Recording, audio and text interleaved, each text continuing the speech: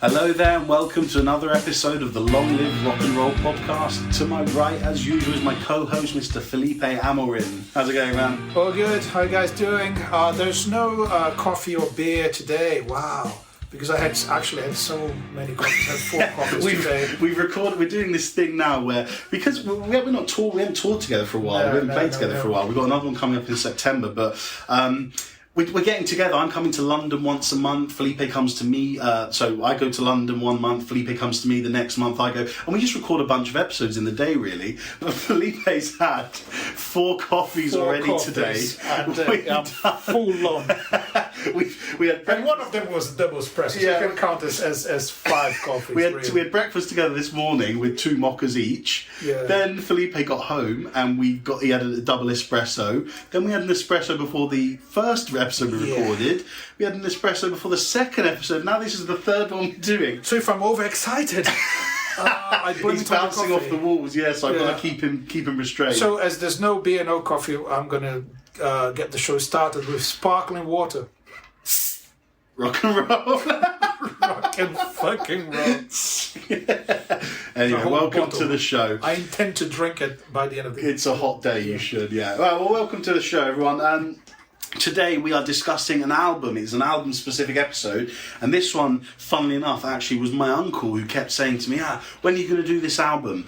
So I thought it'd actually be interesting just to say quickly that we're 20 episodes into our podcasting career now. I think what we found this nice balance of Felipe choosing a band, me choosing a band, Felipe choosing an album, me choosing an album. And I like the way that we're doing these episodes. I like the flow of them. I like what we talk about. So I'd actually like to open up the floor to our listeners. At the bottom of the show notes is our email address. If there is a band or an album that you would like us to discuss, do a whole episode about, please get in touch and let us know. We're willing to take these requests now. Listen, down the line, I would love to do an album about why the rapper Notorious B.I.G. is rock and roll, in quotation marks. But let's keep it proper rock for now, whilst we're still in the early days. So don't be sending us stuff of why is Justin Bieber rock and roll in the pop industry. Let's keep it rock and roll related now. The normal bands and albums we're doing. I think Miles Davis is quite rock and roll. Maybe, but not now. But please do get in touch. We'd love to hear about what albums and bands you guys want us to discuss, and we'd be more than willing to do it. So please get in touch. The email address is at the bottom of the show notes, and let us know what you want to hear about. As I said, today is an album episode, and we are doing Van Halen by the band Van Halen. Surprise. And 2 guys in the band with a surname called Van Halen. Oh. Doesn't get more Van Halen than that. Yeah. Apart from that, his son is called Wolfgang Van Halen, which I think is the most rock and roll name. It is. He plays bass for them now. He died, didn't he? So, but yeah, Wolfgang Van Halen now plays bass in the Van Halen band. Yeah. I don't know what's happened. Was playing until Eddie died. Until Eddie died recently. Yeah. So this album, released in February 1978 and recorded in September of 1977 in Hollywood. Interesting, it's only 35 minutes long.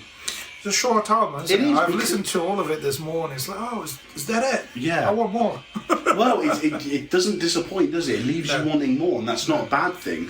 I think an interesting thing, if you type this album into Google and look for articles about it, I think one very interesting and consistent thing you'll see is that this album is actually credited with being the beginnings of glam rock, glam metal, pop metal, that sort of vibe. I think if you look at the band, if you look at the album cover and you listen to the music, it's quite evident and obvious to hear where bands like Whitesnake, Guns N' Roses, Poison all got their image and sound from. Yeah, is that a fair comment? It is, but that's 78, right? Yeah, so it's early, it's before those bands. All that stuff that people were wearing on the 80s wasn't available yet. So when you see David Lee Roth and Eddie with those colourful outfits and stuff, it's the beginnings of that. Really. It is. Yeah, it's not like full on glam. No, and I wouldn't call them a glam rock band. They were so much more focused on the music than the visuals, but the visuals were important. I mean, It was their image, wasn't it? It was the photo shoots, the videos. And the fact that the album cover features them playing live, or they are in the studio pretending to be doing a gig, but looks like a band on stage. I did want to talk about the album cover. It's great, isn't it? Yeah, because I haven't seen anything like it from before that time. No.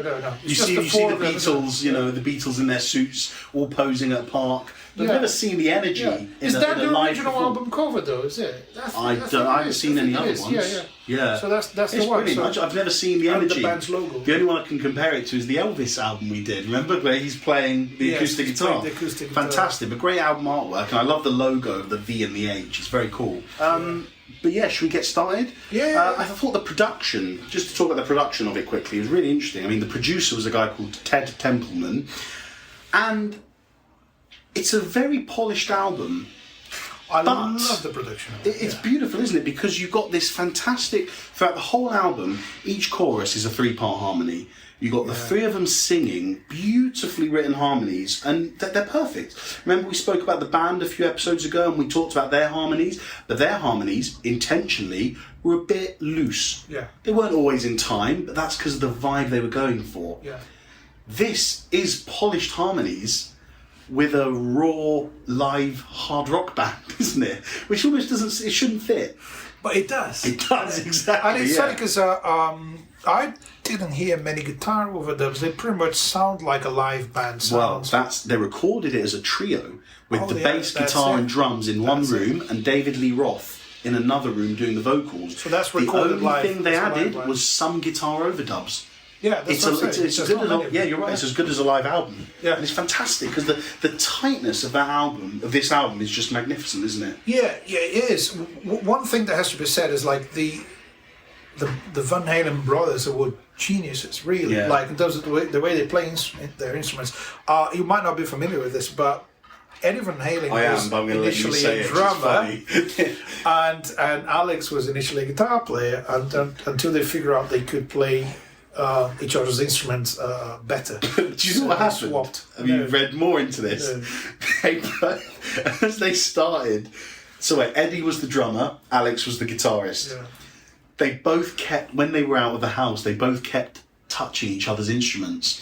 So whilst Alex was out of the house, Eddie nicked his guitar, and they kept getting pissed off at each other for using each other's instruments. So they just got to a moment where they were like, "Should we just swap?" Just swap, yeah.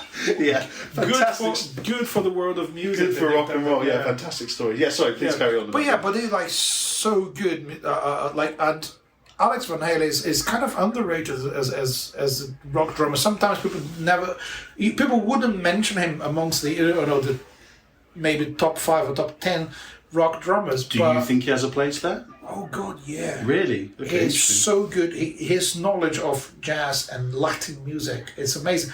He was such a great musician. He's such a great drummer. Are there any examples off the top of your head we can put in the playlist for listeners? Any other stuff he's done? I wouldn't say specifically from this album. No. He incorporates those elements into rock music. It's not great. You're not gonna. I'm not sure if he ever recorded a jazz album, Latin album. Right. But some of the stuff he plays on the right cymbal, and some of the swing he adds to the groove, even when he's playing like double kick, which is quite heavy metal. He plays with a blues swing, with a triplet feel, shuffle feel. So it's really, really interesting. He brings a lot of that into his music. And Eddie Van Halen, because of the distortion on his guitar, you wouldn't identify too many elements outside rock because of the sound of it. Yeah. But he does have influence of different styles like talking about acoustic, Eddie now. Yeah. Acoustic guitar and all this stuff, classical guitar probably, and it's all in there. And the thing is, they we were talking to a friend of ours earlier today, Felipe Drago, who lived in LA and studied music there. One of his teachers saw the Van Halen brothers jamming at a club after one of their gigs, and they said it was phenomenal. Playing Eddie on drums and Alex on guitar, and then they swapped, and they played fusion. They played he said it was as good as Mahavishnu Orchestra or that kind of stuff that you see like fusion and jazz players doing, as complex and beautiful and interesting as any sort of advanced instrumental music you can think of. So they were really phenomenal. They are. I mean, talking about Alex is still phenomenal. phenomenal musicians. Yeah, This is what 30, 40 years ago. yeah, exactly. But then you think about this album, it's very straightforward, isn't it? If you, obviously, you can tell how fantastic the guitar playing is, but isn't it in terms of style of playing, sometimes just playing basic riffs? So innovative, yeah. Yeah. Sorry, what did you? No, I'm saying like, although there is like all the innovation and all the complexity of the guitar playing, it's mostly straightforward hard rock with simple riffs. Yeah, yeah. The riffs. And that's I'm not saying that's easy to play, but simple. But there's a fantastic. It's almost conflicting because, like you said, there's simplicity in the riffs, and then all the shit he does on the guitar, all the solos and the effects, and there's this thing called a dive bomb, which is a technical. Well, I don't know if it's technical. It's a slang term for guitar, which is where you play a pinch harmonic. Now, for those who don't know what a pinch harmonic is, it's resting your finger on the string above a fret, and it is literally pinching and plucking the string of a guitar. And instead of getting a note like da, you're going to get a. It's like a whistle. It's like that. Yeah. Now you can just get the noise of the pinch, which is, and then if you do your whammy bar after playing it, it goes, and that's called a dive bomb, and you hear it so many times throughout the album. And that's his signature lick, yeah. isn't it? Yeah. But then, throughout the album, there's so much shredding. But my point is the dive bombs, the shredding, the sweep picking, the fast solos contradicts the simplicity of the riffs, but it works. Well, I'm a big fan of words. What do they actually mean? Simple doesn't mean easy. No, that's true. Simple is simple. Easy is something else. So I suppose you could say it's simple if the drum, bass, and rhythm guitar are playing simple things. Yeah, I think then it is a simple element to add a complicated instrument like a lead guitar. Yeah, and I think what they achieved with the album is, okay, you can listen to it as a musician or someone who appreciates complexity in music or in instrumental parts and say, wow, this is really interesting. There's so much innovation that's so different from everything I've heard before. But the main thing is you're going to have a good time. And you're going to enjoy, you're going to dance and going to shout when you're listening to it. And that's what I think that's what rock music is all about. It's about entertaining people, have a good time. And I think they've achieved that. And I would say that a big part of that is the vocals. Because David Lee Roth, I was obviously chatting really to good this morning. I forgot who else David Lee Roth was. It Deep Purple? No. What did he sing for? No, he had his solo band after that. Yeah, has he not been with another famous band? Not quite sure. Okay, all right. I could have sworn he played with someone. I don't know, like Whitesnake or someone. No, I don't think he ever played with anyone else. Famous, no, it's not as big as. But I agree. I might be wrong. Do your research. Tell me. I don't that'll know. teach me. Yeah. The vocals are a really important part of the album because I think that offers. Each instrument presents a different kind of style on this album. I feel the bass is quite metally. I feel the lead guitar is quite metally. I feel the rhythm guitar is very rocky. The drums are pretty rocky, and his vocals, I can't think of anyone else except Ian Gillan when he does those screams.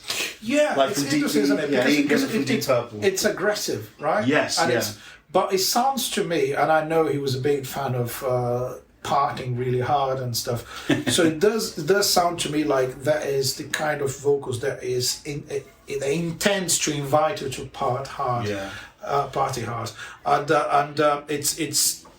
it's about, as I said, he shouts. I mean, in a technically acceptable way. It's not out of key. No, not. But that's the rock and rollness of it. It's not perfect. It's not. He's shouting, but he's got the technique. He's got everything. Yeah. But it makes it accessible. The way he sings, he communicates with everyone. It's easy to understand. The melodies are fairly simple. Again, simple. Yeah. You're right. The melodies are very straightforward. And they use the harmonies as well. So there's some elements of, like, let's put it like that, commercial music in there, like the vocal harmonies. And I think that's what his voice offers. Yeah, isn't it? That's what it brings to this concoction. Yeah. So Eddie could be playing something extremely complex on guitar, but the main melody of the song and the lyrics are still straightforward. Can I mention the fact that the title of the first song is really rock and roll. It is, yeah. I mean, Running with the Devil. And it's so epic as well. I feel the way the song builds up, because you've just got that bass, haven't you?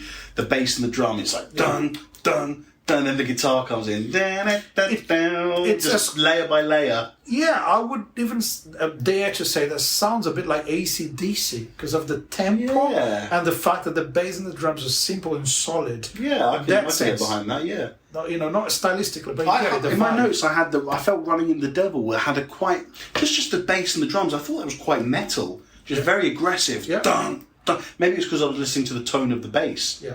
Which is very mid-rangey, very aggressive, quite like a lot. Bass, don't you? Oh, wow, I'm a bass player. The one thing I wanted to say before we start sort of talking about some of the songs we like is that I think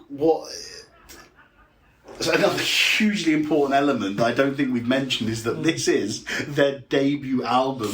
Oh, yeah. And to come out with an album as good as this, with 11 songs as good as these on your debut album for the first try. It's not for everyone. And I would mention that, like, the first 3 songs are completely insane. Because Running with the Devil, apart from, the rock and rollness of mentioning the devil in a song, and every single thing about it is rock and roll. It's pure rock and roll. The big, long, held guitar chords. It's riff-based. The guitar is in your face, the vocals are shouting, and the groove is dense and heavy.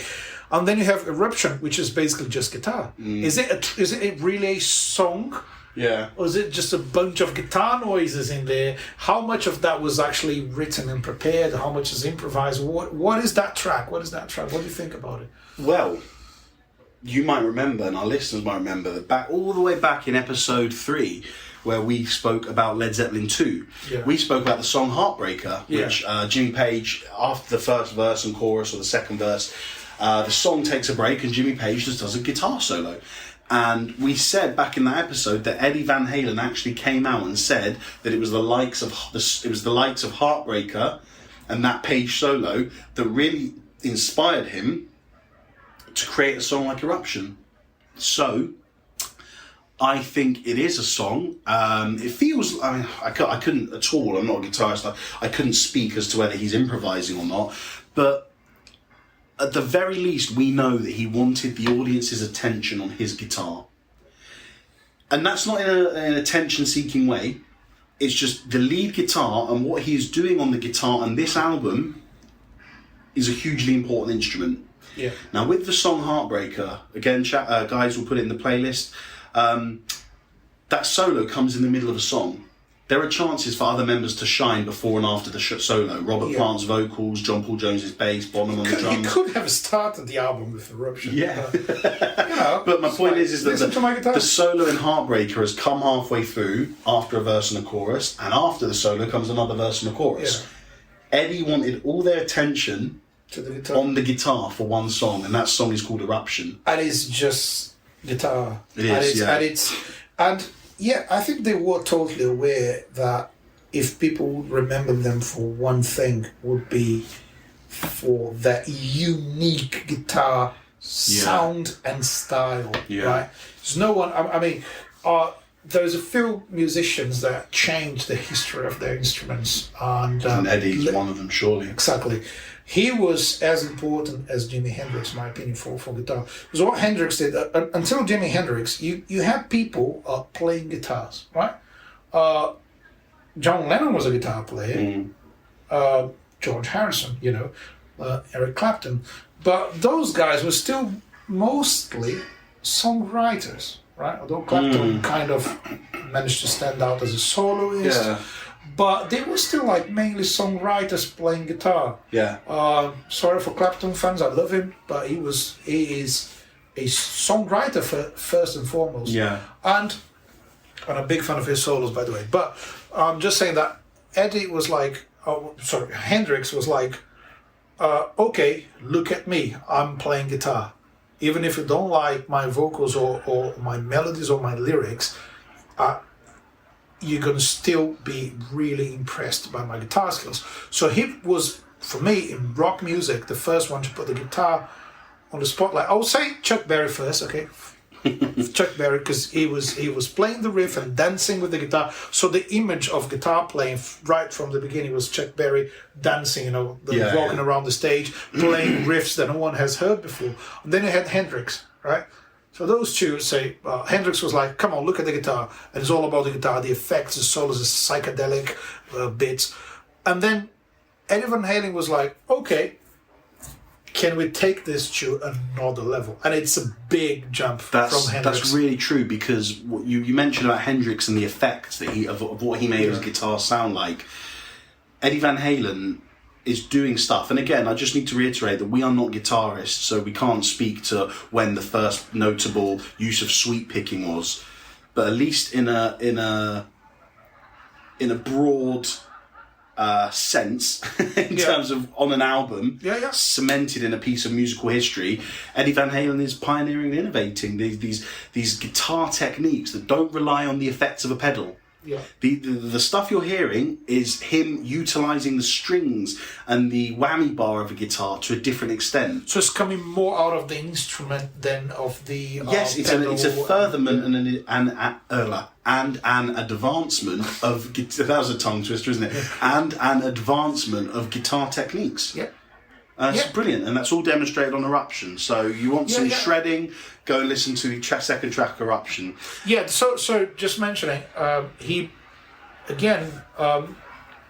was bringing those advanced guitar techniques into accessible music. Yes, yeah. Right? So just to quote, that's a great point, yeah. Like long ago, so I won't remember the right words, but I was reading this interview with David Gilmour. You know, some music journalists, they like trying to make a musician criticize another one so they can get that perfect quote for the headlines or whatever. So basically, they because Gilmour is famous for playing, not many notes and make them sound great, and like long notes with bends and shit. And obviously, the guy was trying to compare him to someone who plays in a completely different style.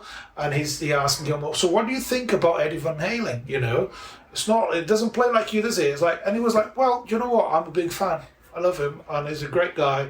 And every time I listen to Van Halen, I want to get up and dance." So that was Dave Gilmour talking about Van Halen. That's interesting that we're talking about the sweep picking and the dive bombing and the shredding on the guitar, and Gilmour's talking about how he wants to tap his feet and move his body. Yeah, because Gilmour is not into that kind of guitar playing anyway. Yeah, good point. So he wouldn't listen to, even being a guitar player, you don't have to listen to Van Halen because of the guitar. You just want to dance, have a good time. Yeah. The next track, You Really Got Me, is really interesting, and you guys might remember when we did the Paranoid episode, we had this discussion about Black Sabbath and whether or not they were metal.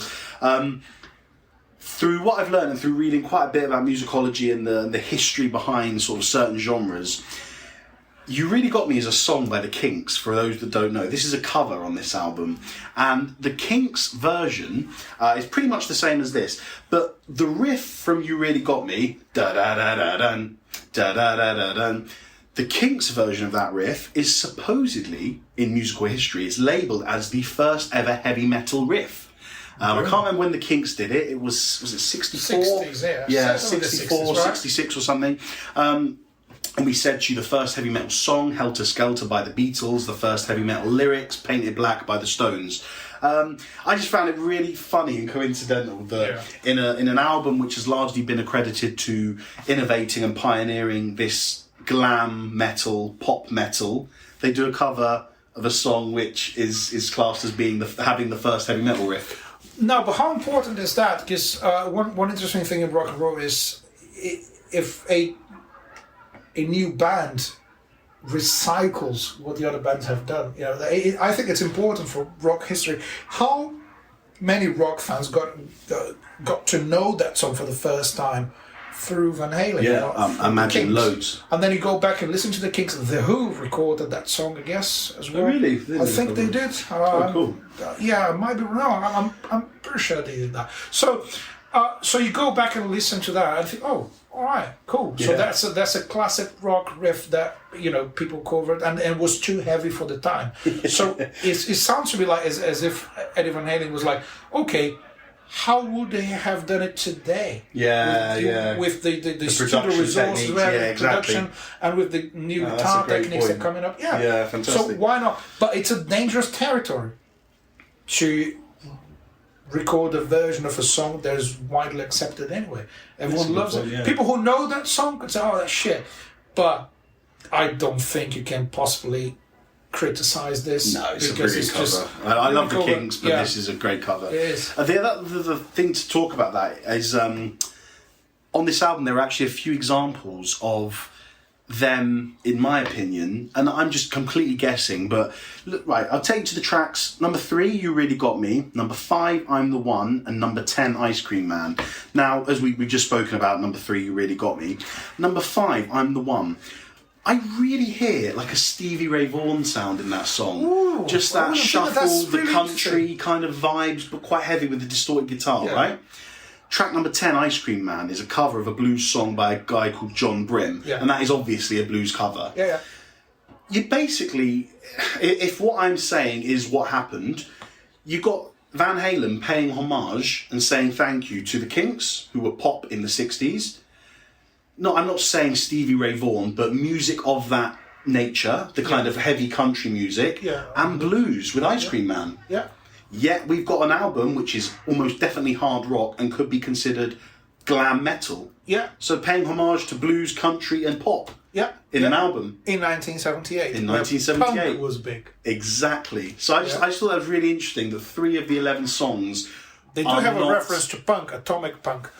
Yeah, exactly, yeah, track 7. Yeah. I just found it interesting that the all other here's my maths is terrible. All other 8 tracks have a consistency of genre, whatever you want to label it. Yeah. Glam metal, hard rock, classic rock, whatever. They're all consistent. Whereas they're those other blues. 3, they're just a bit different, aren't they? I just found that quite interesting. Yeah, it is. It's like it is. It's interesting that you kind of again recycling. Let's put it like that. You're showing people where music came from.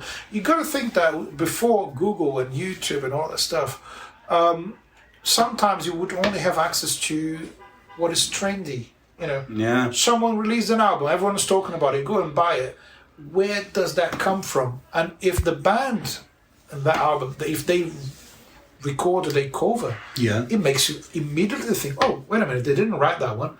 So, I can figure out where they came from by just listening to the original version of that song. It's not like, it wasn't as simple as just going on Spotify or I'll just find Google and so, who wrote that and but, so yeah, they are looking to the past, and acknowledging the importance of those things. How many times have we said this about Sabbath playing the blues in their first album, Zeppelin playing the blues in their first album? The blues is everywhere. Yeah. But I think we should do an episode about the blues, because blues is rock and roll. But anyway, we'll get there. Is there a track you want to talk about next? I want to talk about my favourite thing in the whole album. Do it. Which one? Do you know what I like about rock music is when you have the one thing that you're not expecting at all. It's like, wow, that's unpredictable. And although it's a guitar-based album, the vocals are great, etc. Alex Van Halen is one of my favorite drummers, really fantastic player. My favorite part of the whole album is the doo-wop vocals, and I'm the One. Oh yeah, towards the end, isn't it? Oh yeah, with the jazz hi-hats. I can't remember, how does the rhythm go? Sing it. I've forgotten it. I listened to it yesterday. I won't dare to sing it. But it's like, but it's just the song breaks down. It's like, I remember it's Bab Shua, Bab Shua, Bab Shua, and then the harmony comes in Bab Shua, Bab Shua. Yeah, out of nowhere on this hard rock album, you get some doo-wop just for 30 seconds though. But doesn't it make it so different? It makes it fresh. Again, I imagine maybe that came up as a joke. And obviously, if you listen to that hi-hat, that's pure like jazz swing hi-hats, and it plays, it's a simple pattern, but the way he plays it, it shows that Alex Van Halen has enough knowledge of that style to play it to that standard and to fit into a song that has nothing to do with that genre or not directly. So I think just one thing about, not about this song but about the album in general, what they take it to an extreme level, that song, by adding the doo-wop vocals and the harmonies. But one thing that they do all the time, and I think I've heard it in at least half of the songs now, is to, after a really loud chorus and really powerful section of the song, they bring the dynamics down. Yeah, they do that on Ain't Talking About Love. The use of really dynamics on that song is fantastic. Yeah, there's one part of You Really Got Me is pretty much just drums and vocals, I guess, like really Feels like the third verse, yeah, it all drops out. Yeah. See, don't ever let me be. It's just, Yeah. so nicely. Yeah. I think the only other thing I really want to touch on, Jamie's Crying, I love that song. See, I didn't know that my dad used to play this album to me when I was younger, and I remember tracks like Jamie's Crying, Running with the Devil. Those are the only ones I remember. So, and I haven't listened to this in years, so when I heard it a few days ago for the episode, it was just wonderful, because it's a fantastic album. Again, just like I was alluding to at the start of the episode, I just want to touch a little bit on what it's done for sort of metal, because if you look at the track number 11, On Fire, you've got the metal riffs, the dark chords used. They're quite minor, the chords. They take you to... They're very Sabbathy, the chords, even though the song isn't a Sabbath song. The solo of On Fire is absolutely fantastic, and it's just, another testament to Van Halen's fantastic guitar playing. Atomic Punk, loads of guitar harmonics and dive bombs on there. Jamie's Crying is quite a heavy song as well. The main riff is donk, donk, donk, donk, donk, to Jamie's Crying, despite the 3-part harmony, which is so beautiful and poppy and accessible with that heavy rhythm by the bass and drums. What this did, and why this was so important, is that this album essentially paved the way for modern metal and established a new direction it could go in. It could tell bands, do you know what? We don't need to be dark. We don't just need to sing about Satan. If we're looking at Sabbath, looking at you, Black Sabbath. Or we don't need to be punk. No, yeah. Punk music is just, for me, it's such an interesting part of rock history, and it was so important and so connected to the reality of the time. Yeah, and they're representing the people. But at the same time, 1978, when punk was big, you had Dire Straits doing something more elaborate, and then you had Van Halen doing like really loud rock with loads of notes on guitar. So even though there's one genre that's dominating the scene at a certain point in time, doesn't mean that you can't do something different and still succeed. You could do something different and fail. Yeah. But it's not easy to not follow the trend and still deliver great results and achieve commercial success. So that's a really good point. Yeah. I just think it's kind of, it almost goes without saying, and just to say that the likes, I cannot see a world where without Van Halen we still get the likes of Motley Crue, Guns N' Roses, Whitesnake. I just feel like Van Halen were that essential stepping stone from the likes of Sabbath, Zeppelin and Purple to get to where to get to the accessibility but still the heaviness of the likes of Whitesnake, Foreigner, Ratt, Poison. I feel like Van Halen were that catalyst. And the brothers, both of them contributed for that. Right, as I said before, if you want to be a rock guitar player, you need to understand Chuck Berry, Jimi Hendrix, and Eddie Van Halen. Yeah. And I would say, if you only had time for 3 guitar players, you should go for those 3. I'm not a guitar player, but... that's your opinion, man. Well, that's my opinion. And if someone... Or let's say, if you're a drummer, bass player, you want to understand what rock guitar is, start from those guys and try to analyze it, because those were the big jumps. Chuck Berry brought the riff to the guitar world for real, and then you had Hendrix taking the solos to another level, and then you have Eddie Van Halen doing both to a level that no one has done before. It's true. And it's so, it's so good to listen to their music. It's so cheerful somehow. It is. Because it's still got that poppy accessibility. The track number 8, Feel Your Love Tonight, that's the poppiest song on the album. Yeah. But it's not worse than the other songs because of that. You just want to sing along more. It's all well played, isn't it? I wonder how long it took for them to record the album, because if they did live, it sounds like they kind of playing a couple of gigs and recording them. Yeah, well, you could. I don't know. It might be my favourite thing about the album is the fact that it sounds live, and I didn't know how they recorded it until you brought the information. So for me, it's clear there's live. Yeah. I think we've actually touched on all the songs there. Is there anything else you want to sort of finish with or chat about? I want to mention one characteristic of Alex's Van Halen drumming. One of the most important things about rock drumming is a solid backbeat with beats 2 and 4. You know, when everyone should be clapping, but they not always. So 1, 2, 3, 4, you're clapping with this snare drum. He does something in a few songs in the album, which is really cool, which is what Roger Taylor from Queen used to do. He opens the hi-hat slightly to emphasize that. So that is one example of his more detail, of how careful he was with his drumming to make one small thing help the main groove, you know, to stand out. And although he plays some really complex patterns for the fills and stuff, the grooves are straightforward and solid.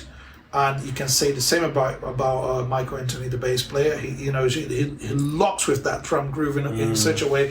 So as a band, they are phenomenal. Everyone is going to talk about how fantastic Eddie Van Halen is as a guitar player, how much he has contributed to the world of guitar. But my final consideration is, this is a great album to listen and dance to. And it's just really, really fun to listen to. It's hard in any way to disagree with that. I mean, what I found myself doing was enjoying this. You know, I was singing along. You know, I hadn't heard "Feel Your Love Tonight" for when my dad used to play it to me 15 years ago, and yet when I listened to it the other day, I was like, I just want to feel. I was singing along with it. At the same time, marvelling at Eddie Van Halen's sweep picking and shredding on the guitar. There's so much to take from this album, whether it's the unity of the harmonies in the vocals, or the fantastic technique demonstrated on Van Halen's guitar playing, or the rhythm section. I've mentioned that a few times this episode, just constantly holding the groove the whole way through. It's just marvellous, man. It's a fantastic album. Isn't it that you can have great musicians playing their parts really well, but that doesn't actually mean that the music coming out of it is going to be entertaining, right? Yeah, that's fair. And that's clearly what they wanted. They didn't want music to be appreciated in a way. Oh, let me sit down, drink my whiskey, and analyze how good is the instrumental bits of it. No, they wanted people to have a good time, and I think they definitely achieved that. And it was an important milestone for rock music, wasn't it? Like it does change everything that comes after it. So I feel like it was one of the most defining albums. I feel like this album, because of how many people and bands and albums it influenced afterwards, I feel like looking back retrospectively, it was probably the album that told us what rock and roll was going to look like in the 80s. That's amazing. It's like, great. Looking back on it now, this album was preparing us for what was to come in the 80s. Because, because the decades, they don't change like that. Oh, it's 79, then it's 1980, everything changes. The changes are coming. Gradually. And that's it. That's an album from the late 70s that actually explains what the 80s. Yeah, that's a great way to put it. It's like, if you want to understand 80s rock, hard rock and glam rock, listen to that album. Exactly, yeah. Excellent. I think there's a good place to leave it. We've sort of spoken about all the songs. It's just a brilliant album. I mean, go and listen to it. It'll be in the playlist at the bottom of the show notes. Thanks for making me listen to this album again. That's all right. No, it's fine. Thank you to my uncle for suggesting it. And as we said at the start, listeners, email us if you want us to do any album or band and discuss it for an episode. We will give priority to family members, apparently. We've only had Rumble Crest. That's what it is. We only did the first one. I'll leave you with this quote from a Van Halen biographer called Greg Renoff. And it's a quote about the album. So, when rock fans dropped the needle on Van Halen, they didn't hear lengthy, self-indulgent jams or lumbering, doomy dirges. On the contrary, they heard a streamlined sonic assault that combined metal's power, energy and virtuosity with shimmering pop sensibility. In doing so, they invented pop metal, radio-friendly, hard rock, catchy enough that it could sell millions in a musical climate that was flat-out hostile to the genre. Oh, nice. Beautiful, isn't it? Yeah. Quite metal heavy, as in I feel like more could be said for what it did for classic rock or pop. Yeah. But he's summed it all up. That they've taken some elements of heavy music and interspersed it with accessible pop stuff. And it's a great album, isn't it? It is phenomenal. Excellent. Thank you very much for joining us on another episode, guys. We hope you enjoyed this one as well. Show note, playlists at the bottom of the show notes. Do the normal stuff, like, subscribe, comment. Felipe, tell them where they can find us. You can find us on the internet. There we go. So see you somewhere on the internet. That's how you can get in contact with Not us. somewhere, everywhere. Via the internet. If yeah. there's a platform, we're going to be there. Yeah. So, Anyway, if we should be somewhere else on the internet, let us know. Yeah. Excellent. Well, thank you very much for joining us, guys. Bring the levels up to 11 whenever possible and keep on rocking. And as usual, long live rock and roll.